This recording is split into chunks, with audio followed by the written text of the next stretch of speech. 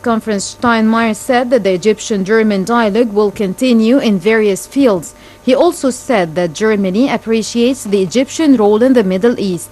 For his part, Shukri said that the talks focused on means of boosting the Egyptian-German cooperation and relations and enhancing economic cooperation.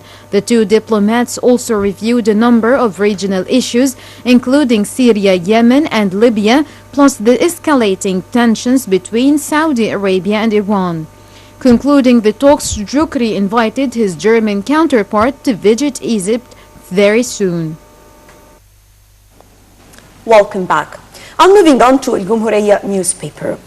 The Army spokesperson Brigadier General Mohammed Samir said on Thursday that the armed forces killed 30 militants and injured 10 in North Sinai. Samir announced that a militant attack on a security checkpoint near the North Sinai city of Sheikh Zayed resulted in the death of 4 Army personnel. 8 more Army personnel were injured in the attack and 3 armed forces vehicles were destroyed by the IEDs. Samir added that the military forces destroyed 8 militant hideouts. Egypt's security forces have been facing a decade-long insurgency based in North Sinai, with militant attacks killing hundreds of army and police personnel over the past 3 years. Yes, Nashwa, and from Akhbar al-Akhbar Daily we read, Foreign Ministry condemns on Thursday the terrorist attacks in the Indonesian capital Jakarta, killing and injuring civilians. In a statement, the ministry said that Egypt presented its condolences for the families of the attacks victims and injured. The statement added that Egypt is supporting Indonesia, calling on the international unity to combat terrorism, which threatens the security and stability of many nations worldwide. And moving on to Al-Ahram Online.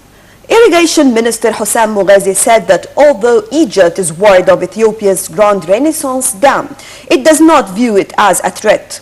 In a television interview, Moghazi stressed that Egypt is not against the development of Nile Basin countries, adding that Ethiopia has always had an ambitious plan for generating power through dams. He said that Egypt's initial concern was over Ethiopia's decision to increase the dam's storage capacity to 74 billion cubic meters of water. The ministry added that 2 foreign consultancy firms have been tasked with conducting 2 studies on the dam, the more significant of which is assessing the possible risks the dam could present to downstream countries. Indeed, and still from Al-Ahram Online we read, Spanish MP Nagwa Alba, who is of Egyptian origins, headed the first procedural session in the Spanish Congress of Deputies in Madrid. Born to an Egyptian Nubian father and a Spanish mother, the 25-year-old member of the newly founded ultra-leftist party, Podemos, is the youngest Spanish MP in the Spanish Congress of Deputies, as well as its first of Egyptian descent. Alba is a graduate of psychology from the University of Madrid, headed the first procedural session in the Spanish Parliament according to the Spanish Constitution as its youngest member. And moving on to find out more about some more headlines, this time from Egypt Independent. The subcommittees of the House of Representatives began the process of revising over 380 laws issued by President Abdel Fattah al-Sisi and interim President Adi Mansour before the council was elected. The subcommittees should conclude revising the laws by the beginning of next week, followed by a discussion of the revisions in the House of Representatives General Session. Article 156 of the 2014 Constitution states, in absence of the House of Representatives, the President of the Republic may issue decrees that have the force of law, provided that these decrees are then presented to the House of Representatives, discussed and approved within 15 days from the date the new House convenes. A total of 380 laws, including 50 laws issued prior to adopting the Constitution in January 2014, have been issued by both presidents in the absence of the Parliament. And the House of Representatives has an optional right to discuss these 50 laws. Yes, and from the Egyptian Independent as well, we read, Central Bank Governor Tariq Amer said that Egypt aims to reduce its imports bill by 25% in 2016 compared to the previous year after the central bank imposed sweeping new imports controls last month. The country plugged major loopholes that has long allowed some importers to dodge custom tariffs, robbing the government of revenues and making it harder for local procedures to compete. Amer said the import controls aims at boosting local production and regulate monetary chaos to stabilize prices and inflation levels. Egypt's trade deficit reached about $10 billion in the first quarter of 2015-2016 fiscal year, which began in July.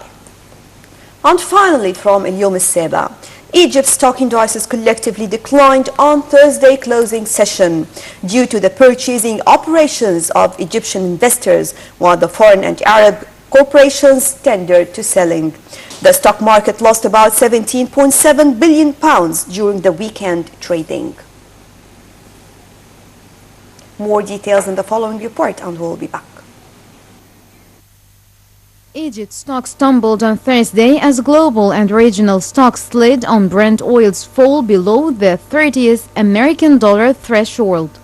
Benchmark index EGX 30 sank 5.6% to its lowest since October 2013 at 5,875 points, and the daily stock turnover recorded 395 million Egyptian pounds.